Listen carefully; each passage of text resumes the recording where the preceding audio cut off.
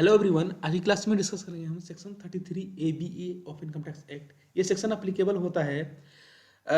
जो assessee engage हैं prospecting of petroleum और natural gases in India, extraction of petroleum और natural gases in India and production of petroleum और natural gases in India.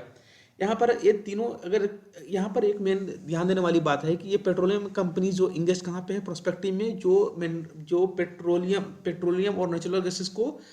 खोज करती है कहाँ पे, मतलब किस जगह पे है, अगर वो उसमें करती है या उसको एक्सट्रैक्ट करती है या तो पेट्रोलियम और नेचुरल गैसेस का प्रोडक्शन करती है, वो भी प्रोडक्शन कहाँ पे। ये तीनों एक्टिविटीज,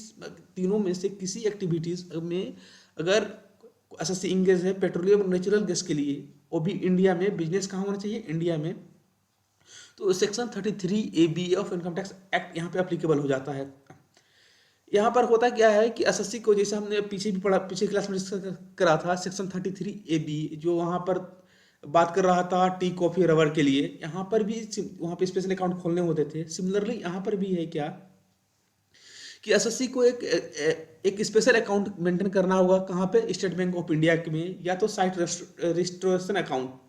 ये दोनों ये अकाउंट कहाँ पे होगा, गवर्नमेंट ऑफ इंडिया द्वारा अप्रूव्ड होगा। ये गवर्नमेंट ऑफ इंडिया द्वारा, मिनिस्ट्री ऑफ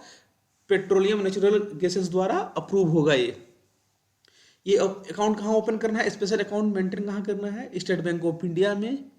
या साइट रिस्टोरेशन अकाउंट खोलना होगा जो अप्रूव्ड होगा गवर्नमेंट।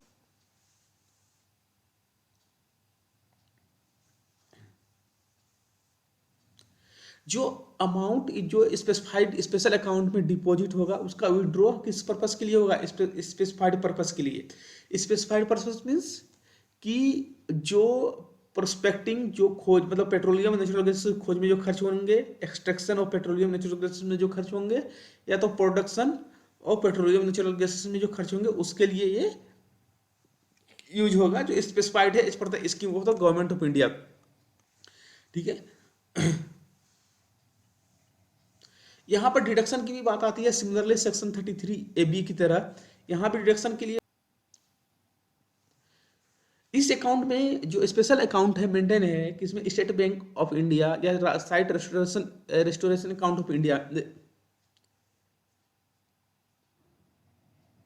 जो स्पेशल अकाउंट मेंटेन है कहाँ, स्टेट बैंक ऑफ इंडिया के साथ या साइट रेस्टोरेशन अकाउंट में, वहां पर होगा क्या कि एसएससी को उसमें डिपॉजिट अमाउंट कब तक करवाना है, before the end of the previous year. मतलब जो जिस साल हम बात करें 21-22 का, बीबीसी फाइनेंशियल ईयर 21-22 का, अभी बात करें हम किसका, फाइनेंशियल ईयर 21-22 का, तो इसी साल में before the end of the previous year, मतलब फाइनेंशियल ईयर 21-22 में ही इसको, मतलब 31 मार्च 2022 के पहले ही डिपॉजिट करवाना है इस अकाउंट में। मतलब किस अकाउंट में, जो स्पेशल अकाउंट है या तो साइट रिस्टोरेशन अकाउंट है, इस अकाउंट में डिपॉजिट कब करवाना है, on or before the due date, on or before the 31 March 2022, on or before 31 March 2022 के पहले इसमें डिपॉजिट करवाना है। अब इसमें डिडक्शन किस तरह से अवेलेबल होगा, डिडक्शन अवेलेबल होगा कि जो अमाउंट हमने डिपॉजिट करवाया है स्पेशल अकाउंट या साइट रजिस्ट्रेशन अकाउंट में, या 20% ऑफ प्रॉफिट जो before charging, before deduction under this chapter, chargeable under the head PGBP। यहाँ पे ये दोनों में से जो कम होगा, इसमें क्या होगा, वो हमें डिडक्शन अलाउ होगा। क्या कि जो अमाउंट हमने डिपॉजिट कहाँ करवाया है, साइट रेस्टोरेशन अकाउंट या स्पेशल अकाउंट जो मेंटेन है हमारे स्टेट बैंक ऑफ इंडिया के साथ, या 20% ऑफ प्रॉफिट क्या, इसी बिजनेस का, मतलब पेट्रोलियम प्रोस्पेक्टिंग का, एक्सट्रैक्शन का, पेट्रोलियम नेचुरल गैसेस प्रोडक्शन के बिजनेस में जो प्रॉफिट होगा, वो भी उस प्रॉफिट का 20%, ये दोनों में जो कम होगा, व्हिच एवर इज लोअर, यहाँ पर लोअर की बात करता है, व्हिच एवर इज लोअर, वही हमें डिडक्शन अलाउ होगा। सपोज यहाँ पर हमारा डिडक्शन क्या है, हमारे जो स्पेशल अकाउंट में सपोज हमने 100 करोड़ डिपॉजिट करवाए हैं और हमारा प्रॉफिट कितना हुआ है, इसमें 20% प्रॉफिट मान लो, यहाँ पे सपोज 20% पेट्रोलियम में तो प्रॉफिट बहुत अधिक होता है। यहाँ पे प्रॉफिट मान लो हमारे कितना हुआ है, 20% जो प्रॉफिट कितना है हमारा 120 करोड़। ये दोनों में हमारा जो कम क्या है 100 करोड़ रुपीज जो कम है, यही डिडक्शन हमें अलाउ होगा। इसमें इस सेक्शन में जो एसएससी इंगेज है इस बिजनेस में उनको और क्लेम कर रहे हैं डिडक्शन अंडर सेक्शन 33 ABA, तो उनको क्या करना है, अपने बुक्स ऑफ अकाउंट को ऑडिट करवाना है CA से अंडर सेक्शन 44 AB में। ये कब कराना है, रिटर्न फाइल करने के 30 दिन पहले करवाना है। ये books of accounts under section 33 AB में ऑडिट करवाना मैंडेटरी है। वो भी कब, रिटर्न फाइल करने के 30 डेज पहले इसको ऑडिट करवाना होगा। अगर 44 AB में अगर ऑडिट नहीं हो रहा है, अगर किसी दूसरे लॉज में भी अगर ऑडिट हो रहा है तो वहां भी इसका प्रोविजन है। यहाँ पे क्या है कि जो हमने जो स्पेशल अकाउंट में हमने जो डिपॉजिट करवाया है अमाउंट, उसका यूज हम किस लिए कर सकते हैं, इस पे ओनली क्या स्पेसिफाइड पर्पस के लिए ही यूज कर सकते हैं, जो किससे रिलेट जो इस स्कीम के द्वारा गवर्नमेंट ऑफ इंडिया के द्वारा अप्रूव होगा। जो हमने जो स्पेशल अकाउंट में जो डिपॉजिट करवाया है अमाउंट, वो स्पेसिफाइड पर्पस के लिए यूज होगा। वो स्कीम किसके द्वारा अप्रूव होगी, गवर्नमेंट ऑफ इंडिया के द्वारा अप्रूव होगी। अगर हमने जो खर्च कर, अब होता क्या है कि जो हमने स्पेशल अकाउंट अगर हमने डिपॉजिट करवाया है किस पे, स्पेशल अकाउंट में, उसका क्या होता है कि अगर हम उस पर विड्रॉ करते हैं तो वो हमारा विड्रॉ करते हैं या किस लिए, अगर हमने स्पेसिफाइड पर्पस के लिए यूज नहीं हो रहा है नोट, अगर हमने विड्रॉ किया उसके, और या तो हमने क्या करा उसको जो यूटिलाइज, उसका हमने क्या करा है उसके स्कीम के अकॉर्डिंग हमने यूटिलाइज नहीं करा यार, या तो हमने यूटिलाइज ही नहीं करा,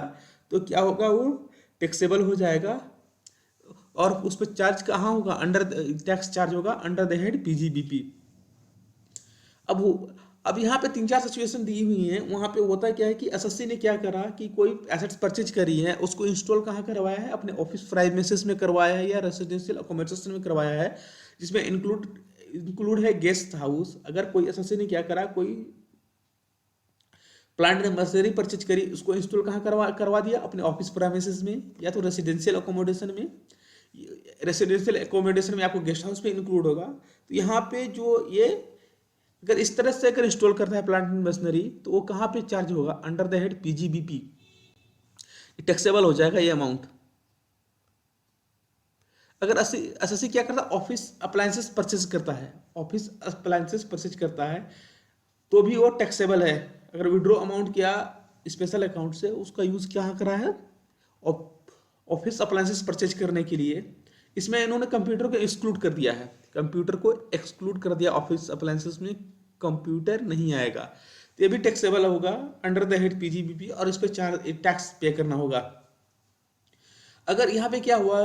आगे क्या है कि अगर एसएससी ने अगर कोई प्लांट एंड मशीनरी परचेज करी है और उसने क्या करा है, उसका डिडक्शन किसी दूसरे सेक्शन में अलाउ हो चुका है अंडर द हेड PGBP, वो भी अलाउ नहीं होगा। अगर एसएससी ने क्या करा, अगर कोई प्लांट एंड मशीनरी परचेज करी, अगर उसका यूज किया और उस प्लांट मशीनरी को इंस्टॉल करा for the purpose of the business, अगर उसने अपने साइट पे ही कर दिया है या तो अपनी फैक्ट्री में कर दिया है, अगर उसका डिडक्शन पहले किसी पूरे अमाउंट का डिडक्शन अगर कहाँ लिया गया है, PGBP के किसी हेड में लिया गया है और किसी सेक्शन में लिया गया है, तो उसका डिडक्शन यहाँ भी नहीं मिलेगा। तो वो भी क्या होगा, यहाँ पे मेनली मान लो कोई साइंटिफिक रिसर्च में आता है 100% डिडक्शन वहाँ पे मिलता है, और रिसर्चेस को दोबारा परचेज करके उन्होंने अपना इंस्टॉल करवा लिया, तो यहाँ भी ये टैक्सेबल हो जाएगा। अब बात आती है क्या, चौथा है क्या कि एसएससी ने क्या करा है कि अपने कोई प्लांट एंड मशीनरी परचेज करा है किसके कंस्ट्रक्शन, किसके लिए, कंस्ट्रक्शन बिजनेस के लिए, या किसके लिए करा है, जो आर्टिकल्स और थिंग्स स्पेसिफाइड हैं 11th schedule of income tax act में। 11th शेड्यूल में जो स्पेसिफाई हैं,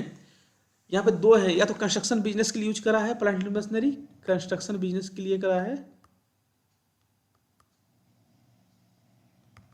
कंस्ट्रक्शन बिजनेस के लिए करा है, या तो जो जो गुड्स लिस्टेड हैं कहाँ पे 11th शेड्यूल में, जो गुड्स लिस्टेड हैं 11th शेड्यूल में, 11th शेड्यूल में आता है अल्कोहल, आता है बिवरेजेस आते हैं, टोबैको प्रोडक्ट आता है, वहाँ बहुत सारा बहुत लिस्ट, बहुत बड़ा लिस्ट है वहाँ पर। अगर उसमें अगर अगर उस सारे लिस्ट में जितने अगर किसी एक में भी अगर प्रोडक्शन करने के लिए अगर इंस्टॉल करता है तो इसका यहाँ भी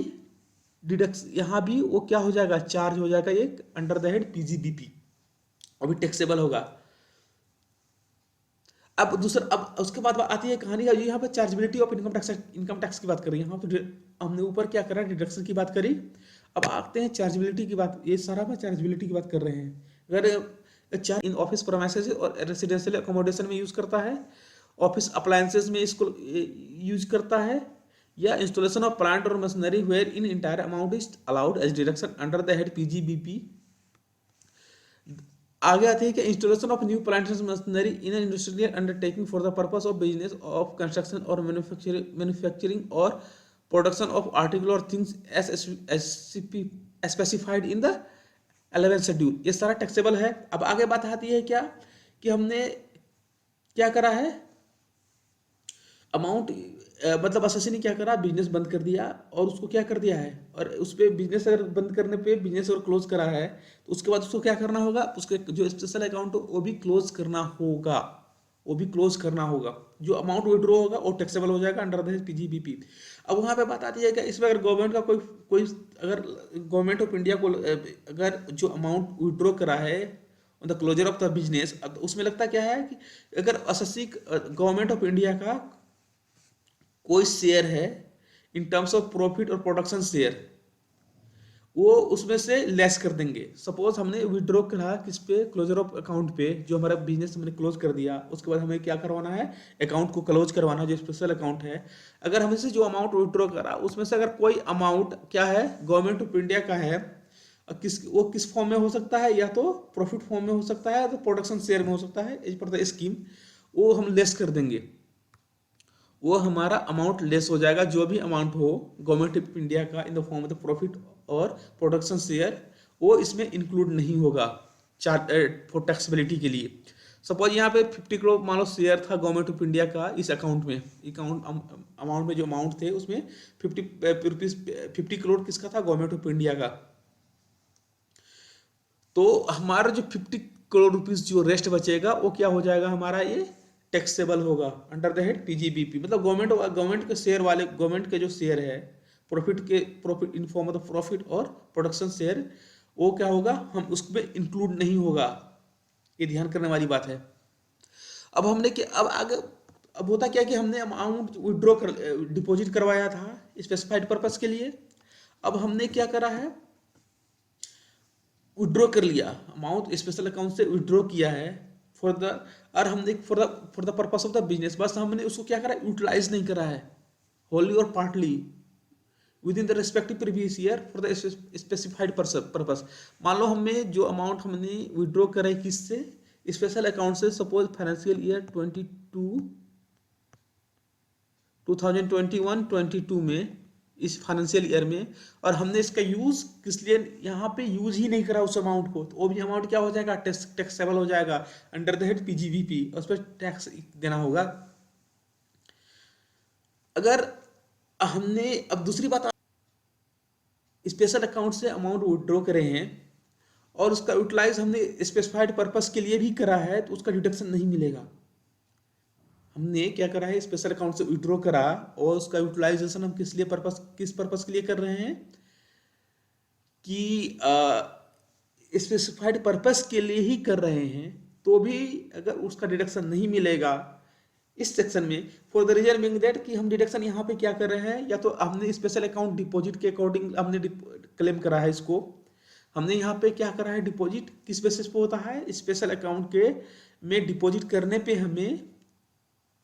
डिडक्शन मिलता है। इसलिए अगर हम विड्रॉ करते हैं कहाँ से, स्पेशल अकाउंट से, और उसका हम यूज किस लिए कर रहे हैं, स्पेसिफाइड पर्पस के लिए भी यूज कर रहे हैं, तो जो हमने खर्च स्पेसिफाइड पर्पस के लिए करा है वो अलाउ नहीं होगा अंडर दहेज पीजीबीपी, क्योंकि यहाँ पे डबल अलाउंस हो जाएगा। फिर तो यहाँ पर जो अमाउंट डिपॉजिट है या 20% of profit which ever is lower की बात आती है, यहाँ भी क्लेम करेंगे। और उसके बाद क्या होगा कि हम जो स्पेसिफाइड पर्पस के लिए यूज कर रहे हैं वहां भी यूज करेंगे। यहाँ पे होता है क्या, डबल डिडक्शन मिल जाएगा एसएससी को। इसलिए एक बात ध्यान रखने वाली बात है कि अगर अमाउंट हमने विड्रॉ करा है स्पेशल अकाउंट से और उसको और उसका यूज हम कहाँ करें, स्पेसिफाइड पर्पस के लिए ही करा है, तो वो डिडक्शन हमें नहीं मिलेगा। अब बात आती है क्या कि हमने क्या करा है कि अमाउंट को जो हमने यूटिलाइज करा था किसके लिए, एसेट्स परचेज करने के लिए, for the purpose of the specified purpose of the business. तो उसमें हमने क्या करा, अगर हमने उसको सेल कर दिया है, अगर जो एसेट्स हमने परचेज करा था अगर हमने उसको 8 साल के अंदर अंदर ही सेल कर दिया from the end of the, ये कहाँ से, from the end of the previous year in which asset is acquired. Suppose हमने फाइनेंशियल ईयर 2021-22 में एक एसेट्स परचेज करा। अब इस ये फाइनेंशियल यहाँ खत्म होने के बाद इसके 8 साल मतलब from the end of the previous year in which assets was acquired, ये मतलब इसके बाद, इस पीरियड के बाद अगर 8 साल के अंदर अंदर हमने एसेट्स को अगर ट्रांसफर कर दिया है, सेल कर दिया है, तो जो कॉस्ट हमें अलाउ हुआ था, कॉस्ट क्या अलाउ हुआ, वो हमारा टैक्सेबल हो जाएगा। यहाँ पे तो कॉस्ट तो अलाउ नहीं हुआ था, वो क्या हो जाएगा हमारा, अगर 8 साल के अंदर अंदर from the end of the previous year assets was acquired, अगर 8 साल के अंदर अंदर हमने क्या करा, उसको सेल कर दिया, ट्रांसफर कर दिया, वो हमारा जो कॉस्ट है वो कॉस्ट हमारा टैक्सेबल हो जाएगा। कहाँ पे, कॉस्ट किसका है, जो एसेट्स हमने खर्च करते हैं किसके लिए, प्लांट एंड मशीनरी या एसेट्स को एक्वायर करने के लिए, वो हमारा टैक्सेबल हो जाएगा अंडर द हेड पीजीबीपी। अब यहाँ पे एक्सेप्शन क्या है कि अगर एक्सेप्शन है यहाँ पर कि अगर हमने 8 साल के अंदर अंदर एसेट्स किसको सेल करा है, या गवर्नमेंट को करा है, गवर्नमेंट कंपनी को करा है, लोकल अथॉरिटी करा है, या कॉर्पोरेशन को करा है, तो यहाँ पर ये अमाउंट टैक्सेबल नहीं होगा। अगर दूसरी बात आती है क्या कि अगर हमने एसेट्स को ट्रांसफर करा है कब, succession of firm by a company, और deposit account continue to apply to the company. हमारे क्या क्या है कि सक्सेशन हो गया जो पार्टनरशिप फॉर्म है उसमें, सक्सेशन किस में हो गया, कंपनी में, और डिपॉजिट अकाउंट जो था कंटिन्यू हो गया, और अप्लाई किसके लिए होगा, कंपनी के लिए होगा। तो इस केस में क्या होगा, जो एसेट्स ट्रांसफर हुआ है कब, जब सक्सेशन ऑफ फॉर्म के होने के कारण, तो ये भी यहाँ पर टैक्सेबल नहीं होगा। यहाँ पे एक बात ध्यान देने वाली बात है क्या कि यहाँ पर जितने भी सारे जो सक्सेशन होगा फॉर्म का कंपनी में जो सक्सेशन होगा, इसमें क्या है, सारे एसेट्स और लायबिलिटीज ट्रांसफर होने चाहिए। ऑल एसेट्स एंड लायबिलिटीज क्या क्या होना चाहिए, ट्रांसफर होना चाहिए। और जितने शेयर होल्डर्स पार्टनरशिप फॉर्म में थे, जितने पार्टनरशिप फॉर्म में थे, वो क्या हो जाएंगे, सक्सेशन के बाद वो सारे शेयर होल्डर हो जाएंगे किसके, उस कंपनी के। यहाँ पर अगर मान लो सक्सेशन हुआ है और सारी एसेट्स लायबिलिटी ट्रांसफर अगर नहीं हुआ तो भी यहाँ पर बेनिफिट नहीं मिलेगा, वो तो भी टैक्सेबल होगा। अगर सारे जो पार्टनरशिप फॉर्म के सारे पार्टनर्स क्या हैं, अगर शेयर होल्डर्स नहीं बनते हैं सक्सेशन पे, तो भी टैक्सेबल होगा। ये बात यहाँ ध्यान करने वाली बात है। तो आई होप आप लोगों को समझ में आ गया होगा। सेक्शन 33A जो पेट्रोलियम नेचुरल गैसेस के लिए जो अप्लीकेबल होता है, जो एसएससी इंगेज है पेट्रोलियम और नेचुरल गैसेस के बिजनेस में। तो अगर आप लोगों को ये वीडियो पसंद आए तो लाइक करें, हमारे चैनल को सब्सक्राइब करें और शेयर करें, कमेंट भी करें। Thank you.